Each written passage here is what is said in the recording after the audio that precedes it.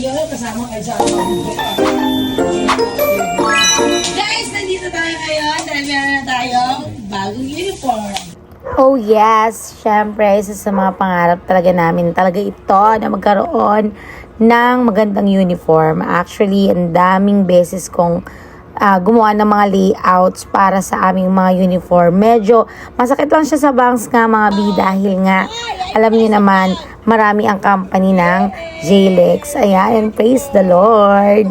Ayan, yes mga B, ayun na nga. Meron tayo kasing tatlong company na pinagawa, which is, eto nga po mga JLEX Laundry Services po, which is under hire din po yan.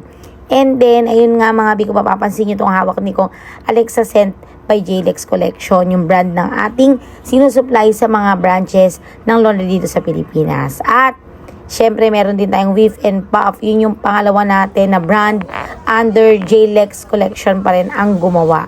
Napakabango nun pero mura lang. Mas mura siya kay Alexa. Ayan yung Whiff and Puff natin. Ang ganda. Tapos lahat yan mga B, meron Team JLEX sa likod. Ayan, ang saya namin dyan mga B. Ang saya-saya lang.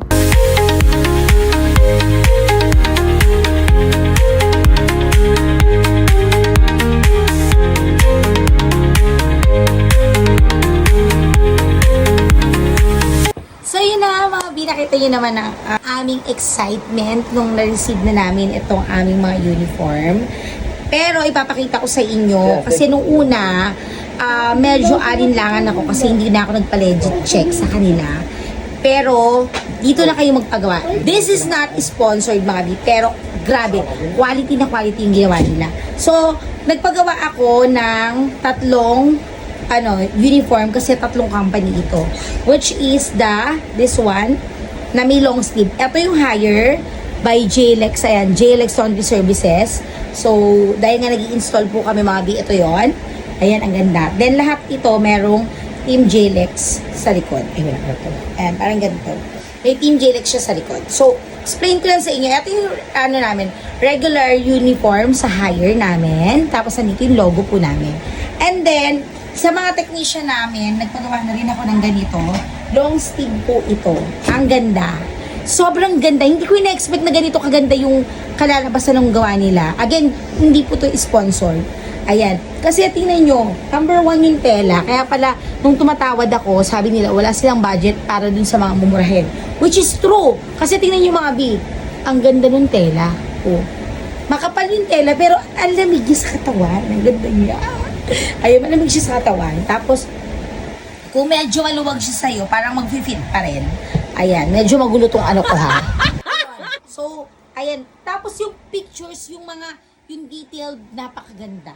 Yung pagkakaprint, ang ganda. Grabe. Talagang quality siya. Hindi ganito yung ina-expect ko, pero tingnan mo naman, grabe. Ganito. At ganito siya pag sinuot. Dito.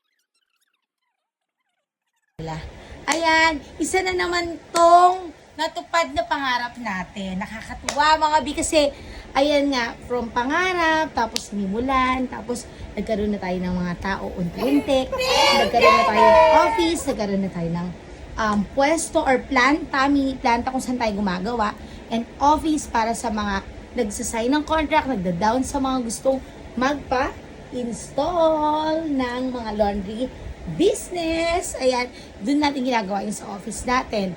And then ngayon, syempre kailangan maging formal lahat dahil nga ang mga client namin ay hindi naman din biro, mga negosyante sila. Kaya kailangan formal din ang atake natin. And syempre, gusto ko na mas ma-improve pa kami para mas improve ang aming service sa inyo. Ayun na mga B, thank you so much. Kaya naman kung ikaw yung pangarap, gusto mo to pa rin ang pangarap mo, hindi pwedeng puro pangarap lang, kilusan mo at ipagdasal mo. Paubaya mo kay Lord. Thank you and God bless.